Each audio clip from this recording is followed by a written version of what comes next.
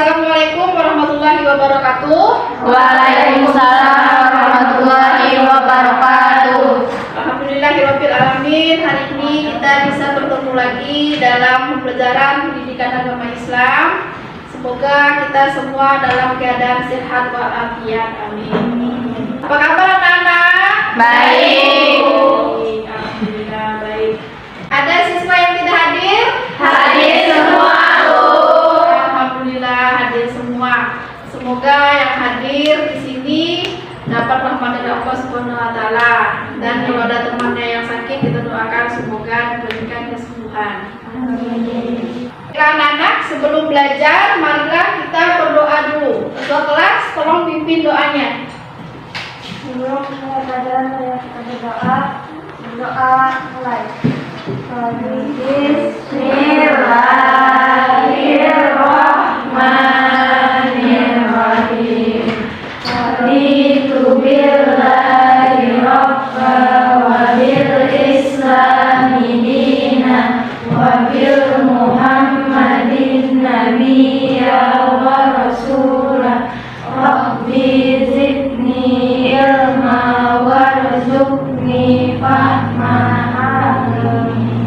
Baiklah anak-anak, pada hari ini materi yang akan kita bahas yaitu mengenai menghayati kebenaran dakwah Nabi Muhammad SAW di Madinah. Yang kedua, memiliki sikap semangat kuat dan kerukunan sebagai ibrah dari sejarah strategi dakwah Nabi Muhammad SAW di Madinah. Tiga, memahami substansi strategi dan keberhasilan dakwah Nabi Muhammad SAW di Madinah dan menyajikan keterkaitan antara substansi dan strategi dengan keberhasilan dakwah Nabi Muhammad SAW. Nah, adapun tujuan pembelajaran kita pada hari ini adalah setelah memahami dan literasi materi dan menggali informasi pembelajaran, siswa dapat meyakini kebenaran dakwah Nabi Muhammad SAW di Madinah dengan baik dan benar. Setelah memahami literasi dan mengamati tayangan yang ditampilkan, siswa mampu membiasakan diri untuk bersikap semangat kuat dan kerukunan sebagai ibrah dari sejarah strategi dakwah Nabi Muhammad di Madinah dengan baik dan benar. Nah, anak-anak, sebelum kita lanjut pada materi yang berikutnya ini, baiklah, Ibu akan mengulang dulu materi kita yang minggu lalu. Apakah kalian masih ingat pelajaran kita yang minggu lalu? Masih. Siapa yang masih ingat? Saya, Bu. Ya, silakan. Dakwah secara diam-diam, sembunyi-sembunyi. Hal ini dilakukan karena khawatir orang-orang akan terkejut terhadap sesuatu yang belum pernah didengar dan belum diketahui. Ya, bagus. Jawaban dari temannya. Beri tepuk tangan untuk temannya yang tadi.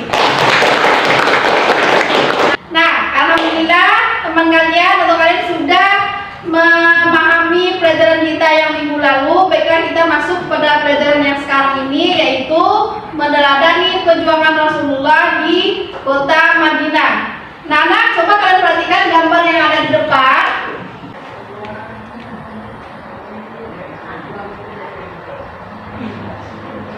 Nah, bagaimana anak-anak, kalian tadi sudah memperhatikan gambar yang ada di depan. Nah, semoga kalian dapat memahami maksud dari gambar-gambar tersebut. Gambar pertama itu gambar apa? Royong. Gotong royong ngapain? Masjid.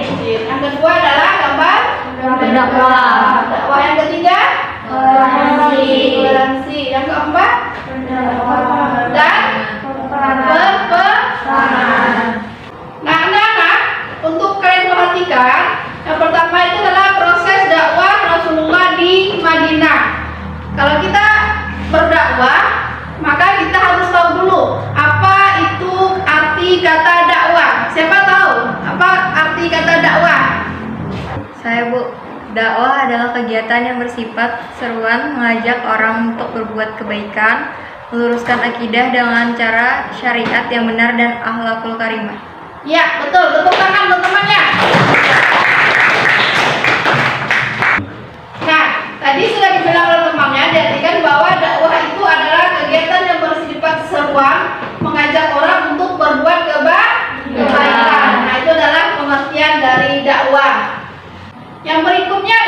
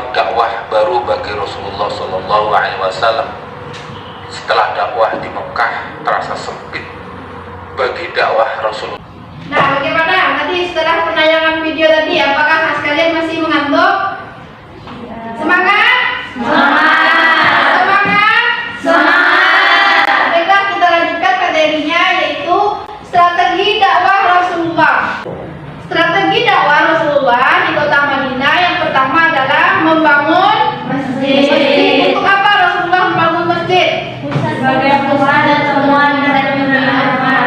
Iya, sebagai pusat pertemuan dan pembinaan umat. Masjid juga dijadikan sebagai tempat mempersatukan umat. Nah, selain beliau membangun masjid, juga beliau menyampaikan dakwah dengan santun.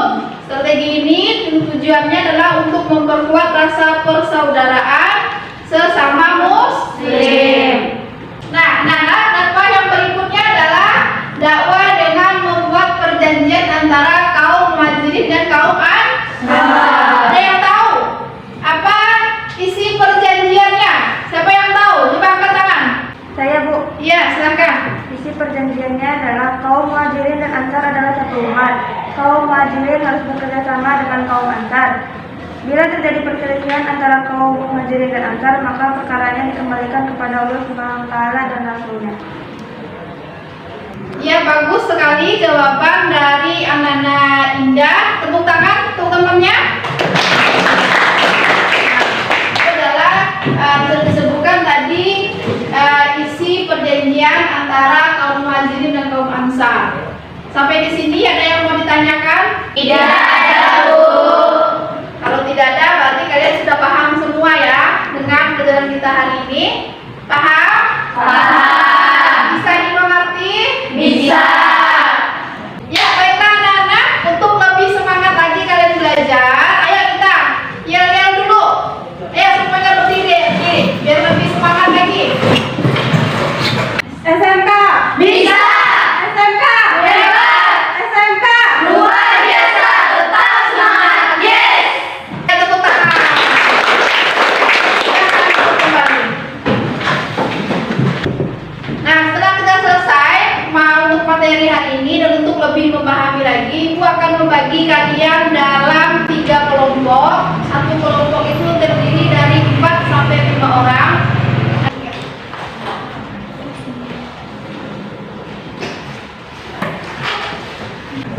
Nah, di situ sudah ada petunjuk atau langkah-langkah kerja yang harus kalian perhatikan dalam kita berdiskusi.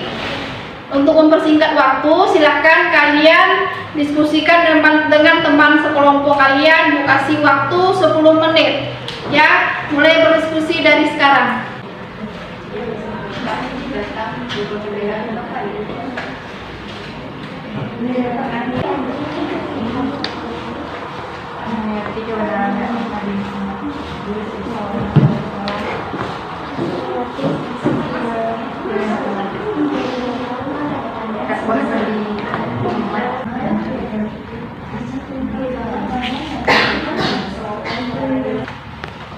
Bagaimana anak-anak, sudah selesai diskusinya? Sudah, Bu. Sudah selesai? Sudah, Bu. Alhamdulillah sudah selesai. Berarti tiap-tiap masing-masing kelompok kalian akan mempresentasikan hasil kelompok kalian. Dan untuk kelompok lain kalian boleh bertanya atau kalian boleh menyanggah isi dari hasil diskusi kelompoknya. Kelompok yang pertama tampil adalah kelompok 1. Mana kelompok 1? Ya, untuk kelompok 1 dipersilahkan menampilkan hasil diskusinya. Assalamualaikum warahmatullahi wabarakatuh. Waalaikumsalam warahmatullahi wabarakatuh. Dari hasil pengamatan kelompok kami, dapat kami simpulkan bahwa gambar tersebut berkaitan dengan dakwah Nabi di Madinah, yaitu untuk menciptakan kerukunan dan toleransi dalam berdakwah. Rasulullah menyampaikan aturan yang terkenal dengan istilah piagam Madinah. Di antaranya adalah umat Yahudi dan umat Islam bebas melakukan ibadah sesuai dengan keyakinannya. Umat Yahudi dan umat Islam harus saling bekerja sama dalam bidang keamanan. Sekian, terima kasih dari kelompok 1. Ya, tepuk tangan untuk kelompok 1. Bagus apa yang disampaikan oleh kelompok 1. Untuk kelompok 2 silakan. Iya, kelompok 2 silakan. Assalamualaikum warahmatullahi wabarakatuh. Waalaikumsalam warahmatullahi wabarakatuh. Kami dari kelompok 2 yang mempresentasikan hasil diskusi kelompok kami. Dapat disimpulkan, berkaitan dengan gambar tersebut yaitu menyampaikan dakwah dengan santun. Strategi ini dengan tujuan untuk memperkuat rasa persaudaraan sesama muslim serta menciptakan kehidupan masyarakat yang marhamah, saling menghormati sehingga tumbuh rasa persaudaraan yang kuat. Mengedepankan suri teladan atau contoh yang baik. Dalam berdakwah Rasulullah lebih mengedepankan contoh sehingga lebih mudah ditiru dan diikuti oleh umat. Strategi ini lebih mudah diterima dan diikuti oleh masyarakat. Jadi, ibrah yang dapat diambil dari dakwah ini adalah kita harus mencontoh sifat-sifat Nabi yang diantaranya adalah adab atau akhlak yang beliau ajarkan kepada umatnya. Sekian dari kelompok kami. Wassalamualaikum warahmatullahi wabarakatuh. Waalaikumsalam warahmatullahi wabarakatuh. Ya, tepuk tangan untuk kelompok 2. Alhamdulillah, kita sudah selesai berdiskusi kelompok hari ini. Semoga apa yang kita pelajari dapat kita terapkan dalam kehidupan sehari-hari. Nah, anak-anak, sebelum kita tutup pelajarannya, langkah lebih baiknya kita simpulkan dulu pelajaran kita pada hari ini. Siapa yang bisa menyimpulkan pelajaran kita hari ini? Saya, Bu. Ya, silakan. Proses dakwah Rasulullah di Madinah dibagi ke dalam 3 tahapan, yaitu masa rintangan, masa perdamaian, dan masa kemenangan. Sesampainya di Madinah, Rasulullah langsung membangun masjid yang digunakan sebagai pusat peribadatan dan pusat pemerintahan. Substansi dakwah Rasulullah di periode Madinah adalah mendirikan pemerintahan Islam, menerapkan hukum-hukum Islam secara sempurna, kafah, menyebarkan dakwah Islam dan konsolidasi daulat umat Islam. Strategi dakwah Rasulullah di Madinah adalah mendirikan masjid, membuat perjanjian peperangan, korespondensi, penerapan sendi hukum Islam dan akhlakul harimah. Ya, bagus. Terima kasih. Atas untuk temannya yang sudah menyampaikan kesimpulannya. Alhamdulillah, pelajaran kita hari ini telah selesai dan kita akan sambung lagi untuk minggu depan. Sebelum kita tutup, marilah kita berdoa dulu dengan baca hamdalah. Alhamdulillahirabbil alamin. Cukup sekian, terima kasih. Wabillahi taufiq wal hidayah. Wassalamualaikum warahmatullahi wabarakatuh.